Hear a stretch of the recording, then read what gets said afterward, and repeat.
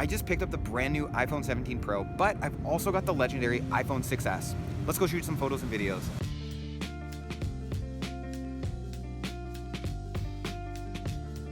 So I actually got my hands on a bunch of different old iPhones. I don't know how many of these are gonna work, but I wanna test as many as I can. The iPhone 6S is almost exactly 10 years old. It was released in September 2025.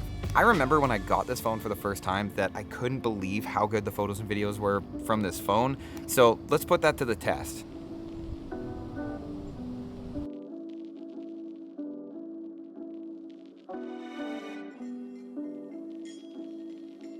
So depending on the situation that you're taking your photos in, sometimes the iPhone 6S photos look really great and other times horrible. One of these situations where the photos look pretty good is in bright conditions, front lit.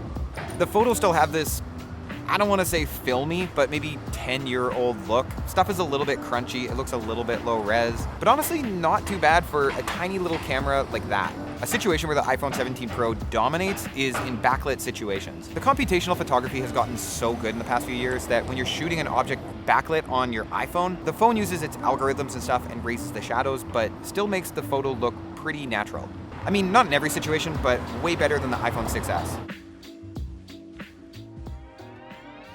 10 years ago, if you handed me this phone and said, in 10 years from now, the phone that you're gonna be using is gonna be getting you a ton of work, you're gonna be shooting brand deals and getting hired to shoot on just your phone, I probably wouldn't have believed you. I think one of my favorite updates with these new phones is the addition of Apple Log. Now we've got Apple Log 2. It's pretty wild how much dynamic range you can get from such a small device, and even match cameras like the Sony that I'm shooting on right now. Yeah, and obviously the iPhone 6S does not have Apple Log. The Apple ProRes Log is like one of the only reasons why I stay with the Pro iPhones. If the entry level, the 17s, had ProRes Log, I'd hands down choose one of those phones. In certain situations, the video from the 6S looks pretty decent and at first glance looks pretty comparable to the 17 Pro.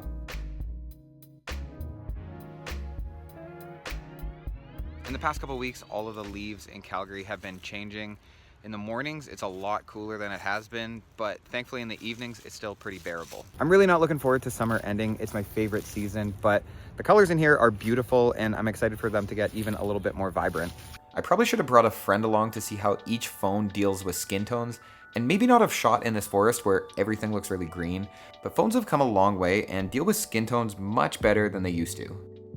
A cool feature of the new 17 series phones is that the front camera is extremely ultra wide. Like, I can shoot horizontal video while I'm holding my phone vertically. It's been so many years since this front-facing camera got an upgrade, so this is awesome.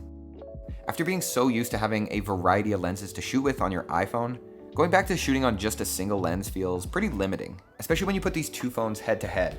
They say the iPhone 17 Pro has 8 or 9 focal lengths, including the macro lens, where the iPhone 6S just has the one focal length.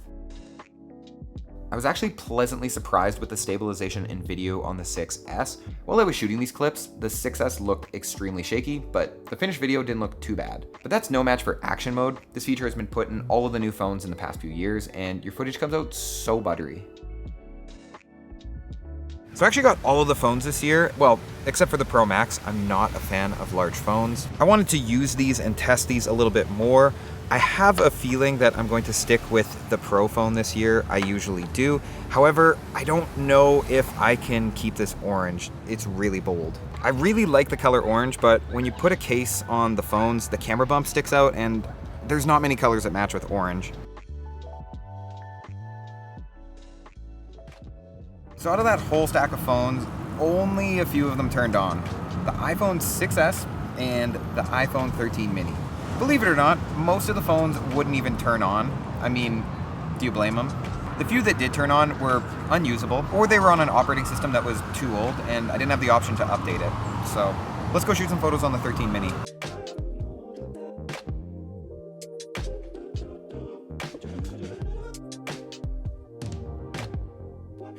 I've said it before, and I'll say it again. That 13 mini is a few years old, and I think it holds up pretty well. I just picked up this phone today, so I haven't transferred any of my data over to this phone yet, so I'm thinking of doing a day in the life so that I can get a better sense of what the new battery life is like on this, test the cameras out a little bit more, and see how this fits into my day-to-day life. If that's something you're into, subscribe, because that's likely going to be the next video that I'm putting out. So I was really hoping that some of those older retro phones were gonna charge and work. I've really been enjoying testing older tech, especially against newer tech.